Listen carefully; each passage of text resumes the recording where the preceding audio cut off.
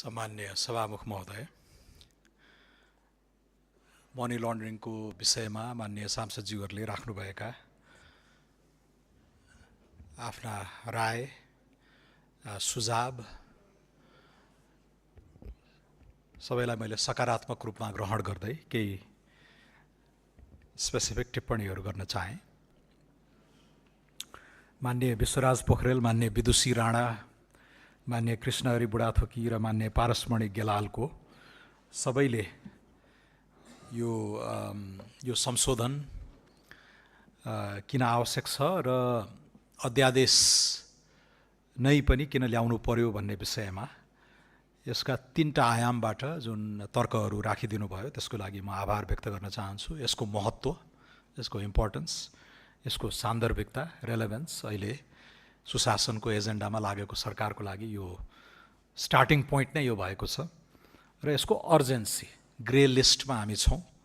Financial action task फोर्सको grey list भनेको यसको प्राविधिक व्याख्या चाहिँ जुरिस्डिक्सन अन्डर इन्क्रिज्ड स्क्रुटिनी।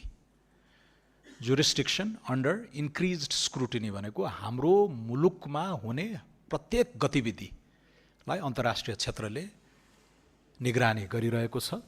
असाध्यै सूक्ष्म माइक्रोस्कोपमा राखेर हामीमाथि अहिले चाहिँ परीक्षण भइराखेको छ र यो तीनटै कुरा, यसको महत्त्व, यसको सान्दर्भिकता र यसको अर्जेन्सी बुझेर मान्यज्यूहरूले टिप्पणी गरिदिनु भएको छ। त्यसको लागि म धन्यवाद दिन चाहन्छु। अघि ऋणको प्रसङ्गमा पनि मैले उल्लेख गरेँ कि हामी चैत 13 गते सरकार बनाउँदै गर्दा एउटा शासकीय वैधता सँगसँगै 30 खर्बको बिल पनि भिडाइएको थियो भने जस्तै त्यो 30 खरबको बिल सँगसँगै दुईटा कालो धब्बा पनि हामीले बोक्न बाध्य भएका थियौँ। दुईटा कालो धब्बा। एउटा कालो धब्बा भनेको युरोपियन युनियनको एभिएसन सेफ्टी लिस्टमा हामी ब्ल्याक लिस्ट छौँ र अर्को भनेको यो फाइनेन्शियल एक्सन टास्क फोर्सको यो सम्पत्ति शुद्धिकरणको विषयमा हामी ग्रे लिस्टमा छौँ। यसलाई अर्को 1-1.5 वर्षभित्र निस्कन सकेनौँ भने हामी ब्ल्याक लिस्टमा पुग्छौँ र हाम्रो सम्पूर्ण यो वित्तीय जुन कनेक्टिभिटी छ बाँकी दुनियाँसँग, यत्रो रेमिटेन्समा आश्रित मुलुक असाध्यै ठुलो जोखिममा हामी जान्छौँ र इरान, सोमालिया, हाइटी जस्ता मुलुकहरूको दर्जामा हामी डाउनग्रेड हुनेवाला छौँ। त्यसैले ऋणको प्रुडेन्ट म्यानेजमेन्ट सँगसँगै यो दुईटा कालो धब्बाबाट चाहिँ मुलुकलाई तदारुकताका साथ हामी बाहिर निकाल्छौँ भन्ने सङ्कल्प डे 1 मै हामीले गरेका छौँ। एभिएसन सेफ्टीको विषय पर्यटन मन्त्रीले बोकिराख्नु भएको छ, उहाँ क्रियाशील हुनुहुन्छ। क्यानलाई नियामकीय अङ्ग र सञ्चालनको अङ्गमा टुक्र्याएर एउटा प्रारम्भिक सुधार गर्नको लागि विधेयक यहाँ यही सदनमा आउने नै छ र सम्पत्ति शुद्धिकरणको विषय चाहिँ मेरै विभागीय दायित्व अन्तर्गत परेको हुनाले असाध्यै उच्च महत्त्वका साथ यसलाई मैले अगाडि बढाएको छु। अब हामी आएपछि ग्रे लिस्टमा परेको चाहिँ होइन, मान्यज्यूहरूलाई त्यो यथार्थ थाहा छँदैछ। 81 को फागुन 9 गते, 81 सालको फागुन 9 गते हामी ग्रे लिस्टमा परेका हौँ। युएई जस्तो समृद्ध मुलुकलाई पनि ग्रे लिस्टमा परिसकेपछि निस्कनलाई झन्डै 2 वर्ष लागेको थियो। नेपाल पनि अघिल्लो पटक ग्रे लिस्टबाट निस्कनलाई 3-4 वर्ष नै लागेको थियो। तर हामीले सङ्कल्प गरेका छौँ युएईकै हाराहारीमा, युएई जस्तो सम्पन्न साधन स्रोत सम्पन्न मुलुकले 2 वर्षमा गर्यो भने हामी पनि त्यो विल पावर, त्यो जनादेश भएको सरकार भएको हुनाले हामी पनि 2 वर्षभित्रै निस्कने भनेर एउटा सङ्कल्प गरेका छौँ। असाध्यै प्रयासरत छौँ। हामी आएपछि धेरै सुधारका कार्यक्रमहरू गरेका छौँ तर त्यो गरिएको सुधारका कार्यक्रमहरूको मूल्याङ्कन चाहिँ भइसकेको छैन। मे महिनादेखि यति द्रुत गतिमा प्रगतिहरू गरिएको छ कि त्यसको औपचारिक आधिकारिक मूल्याङ्कन नभएको हुनाले अर्को समीक्षामा चाहिँ ती सुधारहरू प्रतिबिम्बित हुने आशा हामीले गरेका छौँ। र यसै क्रममा एउटा ठुलो गुनासो, यो ग्रे लिस्टमा पर्नुका एउटा चाहिँ ठुलो चाहिँ कारण के थियो भने हामी ऐनहरू फटाफट बनाइदिने, कार्यान्वयन चाहिँ नगर्ने। कतिजना विरुद्ध मुद्दा चल्यो, कतिजना दोषी ठहरिएकाहरूको सम्पत्ति जफत भयो इत्यादि पनि हेर्ने गर्ने हुन्छ। कागतमा हामी अक्षर त जे पनि लेखिदिन्छौँ र ऐनहरू बन्ने, कार्यान्वयन नगर्ने जुन आरोप हामीमाथि लागेको थियो हामी त्यसमा खरो उत्रेका छौँ। नेपालकै इतिहासमा सबभन्दा ठुलो वित्तीय अपराध 1,105 अरब भन्दा माथिको बिगो मागेर अहिले हाम्रो न्यायालयमा मुद्दा चलिरहेको छ, सर्वविदितै छ। ठुला ठुला कसैले आँट्न नसकेका केसहरू फाइलहरूमा अहिले नेपाल सरकारले कदमहरू चलाएको छ। कारण कागजमा लेख्ने कार्यान्वयन नगर्ने यो जुन आरोप छ त्यसबाट हामी उन्मुक्ति चाहन्छौँ। हामी निर्ममतापूर्वक जुन पवित्र भावनाले ऐन बनायौँ त्यस्तै निर्ममताका साथ कार्यान्वयन पनि गर्न सक्छौँ भन्ने कुरा देखाउनको लागि पनि अहिले कदमहरू चालिराखिएको छ। यसमा सिङ्गो सदनले हामीलाई साथ दिन्छ भन्ने आशा मैले गरेको छु र यो कामलाई अझ प्रभावकारी बनाउनको लागि, अझै सशक्त बनाउनको लागि हामीले धेरै सुधारहरू गर्नुपर्नेछ। अहिले यो विधेयक, प्रतिस्थापन विधेयक आएको छ, यसलाई आवश्यकता पर्यो भने त्यो ग्रे लिस्टबाट निकाल्नको लागि हामीले थप सुधारहरू पनि गर्नुपर्ने हुनसक्छ। त्यो आगामी समीक्षा हेरेर फेरि पनि हामी ऐनमै संशोधन गरेर जानुपर्ने अवस्था आयो भने पनि म यो विषय लिएर गरिमामय सदनमा म फेरि प्रस्तुत हुनेछु। किनकि वाट एभर इट टेक्स, यो ग्रे लिस्टबाट निस्कनको लागि, नेपाललाई निकाल्नको लागि जे गर्नुपर्छ गर्ने भन्ने सङ्कल्प यो वर्तमान सरकारको छ।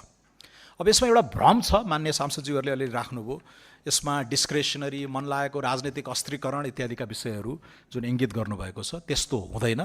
त्यस्तो गरियो भने ग्रे लिस्टबाट हामी निस्कँदैनौँ, त्यही भएर हामी गर्दैनौँ। यो विपक्षीहरूमाथि प्रहार गरिने जुन एउटा अस्त्र बनाइन सक्छ भन्ने डर भए यहाँहरूले राख्नु भएको छ, त्यो हामी झन् गर्दैनौँ।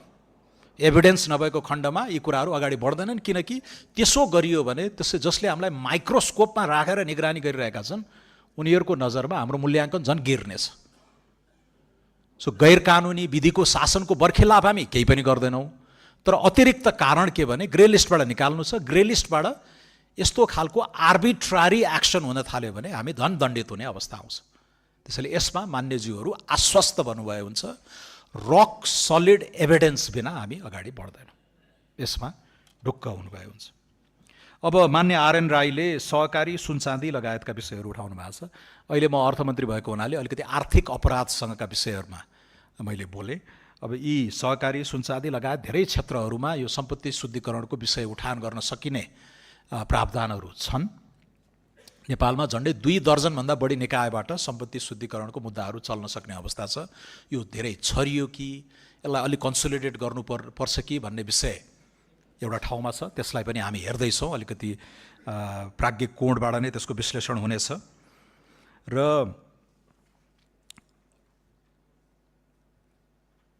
केही सीमित मुद्दाहरूलाई न्यारो डाउन गरेर 1-2टा निकायहरूबाट यो हेर्ने गरियो भने चाहिँ अझ प्रभावकारी हुन्छौँ कि भन्ने विषय एकदमै महत्त्वपूर्ण छ नै।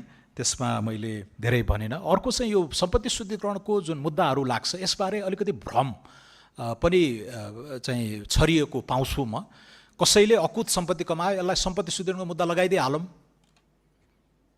यसलाई सम्पत्ति शुद्धिकरण लगाएपछि यसलाई चाहिँ अप्ठ्यारोमा पार्न सकिन्छ कि भन्ने खालको पत्रिका सामान्य हाम्रो चोक चौतारातिर यो बहस आएको, त्यो गलत हो।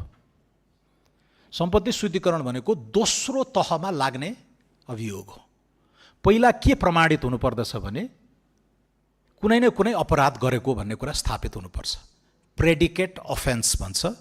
तस्करीबाट, भ्रष्टाचारबाट कुनै व्यक्तिले अपराधै गरेर सम्पत्ति कमाएको हुनु पर्यो र दोस्रो चरणमा चाहिँ त्यसलाई चोख्याउनको लागि, त्यसलाई वैधता प्रदान गर्नको लागि उसले चालेको कदमहरूमा मात्रै सम्पत्ति शुद्धिकरणको अभियोग लाग्ने गर्दछ। त्यसैले सिधै कसैले ठुलो घर बनायो इत्यादिले यसलाई सम्पत्ति शुद्धिकरण लगाइदिइहालौँ, सम्पत्ति धेरै कमाएछ भन्ने होइन। त्यसैले मान्य सांसदज्यूहरूले पनि यसलाई, यसको प्राविधिक बुझाइ चाहिँ सही हुनु पर्यो। पहिला कुनै न कुनै क्राइम गरेको हुनु पर्यो र त्यो क्राइमबाट आर्जित प्रोसिड्स हुन्छ नि, जुन लाभ हुन्छ, त्यो बैङ्क खातामा राख्नु पनि चोख्याउनु हो, फेरि ल्याएर त्यो पनि सम्पत्ति शुद्धिकरणको मुद्दा लाग्न सक्छ। तर अरू जुन हुन्छ, व्हाइट वास गर्ने होइन, विदेश रिप्याट्रिएट गर्ने, 10 ठाउँमा लगानी गर्ने, अहिले चलिरहेका धेरै केसहरू त्योसँग सम्बन्धित हो। प्रेडिकेट अफेन्स स्ट्याब्लिस भएर सम्पत्ति शुद्धिकरणको दोस्रो चरणमा हामीले गरिने। त्यसैले एकदमै रिगरसली हामी गएका छौँ। यसमा कुनै प्रतिशोध, कुनै चाहिँ राजनीतिक अभिष्ट लुकेको छैन, लुक्नु हुँदैन भन्ने कुरामा नेपाल सरकार स्पष्ट छ। माननीय चन्द्रमोहन यादवले अध्यादेश किन लिएर आएको इत्यादि भन्नुभयो। अघि सोभिता गौतम कानुन मन्त्रीजीले पनि भनिसक्नुभयो, नियतमा जाउँ। पहिला पनि अध्यादेश ल्याइन्थ्यो, अध्यादेश ल्याइएको यो पहिलो पटक होइन, संविधानमै यो प्रावधान छ। त्यसैले अध्यादेश ल्याइनु, संसद नचलेको अवस्थामा यो संवैधानिक एउटा औजार, संवैधानिक एउटा प्रावधानलाई नेपाल सरकारले उपयोग गरेको हो। तर के का लागि भन्ने नियत हेर्नुभयो भने पार्टी फुटाउन, कसैलाई चाहिँ दुःख दिन ल्याइएको होइन। देशलाई ग्रे लिस्टबाट निकाल्नको लागि, यो कालो धब्बाबाट हामी उम्कनको लागि सरकारले गरेको सत्प्रयास हो। त्यसैले त्यो सेन्स अफ अर्जेन्सीलाई मनन गरिदिनु भयो भने यस कुराहरू थप स्पष्ट हुन्छन् जस्तो मलाई लाग्छ।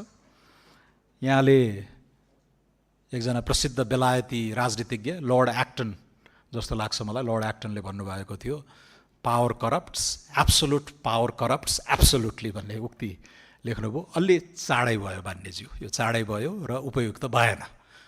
बकाइदा हामी बाँधिएका छौँ, चेक एन्ड ब्यालेन्सको सिस्टममा हामी कसिलो ढङ्गले हामी चाहिँ अनुशासित भएर हिँड्नुपर्ने बाध्यता छ।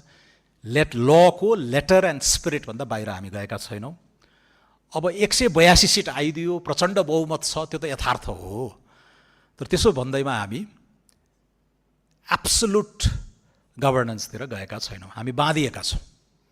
विधि विधान, रुल अफ लबाट हामी निर्देशित छौँ। यसमा अन्यथा धारणा 100 दिन पनि पुगेको छैन। बल्ल बल्ल भोलि सायद 3 महिना पुग्छ होला, अथवा आज 3 महिना पुग्यो, 100 दिन पुग्न पनि अझै बाँकी छ। त्यसैले यो कडा जजमेन्ट अलि सञ्चित गरेर राख्नु होला, परेको दिन उपयोग गर्नलाई। यो प्रिमच्योर चाहिँ तोप नपड्काइदिनु हुन म आग्रह गर्न चाहन्छु। माननीय गीता गुरुङले समग्रमा यो ठिक छ, अनुसन्धान अभियोजनलाई अझ सशक्त बनाऊ र आर्बिट्रारी चाहिँ रूपमा यसको एप्लिकेसन नहोस् भन्ने जुन आशय व्यक्त गर्नुभयो त्यसको म स्वागत गर्न चाहन्छु।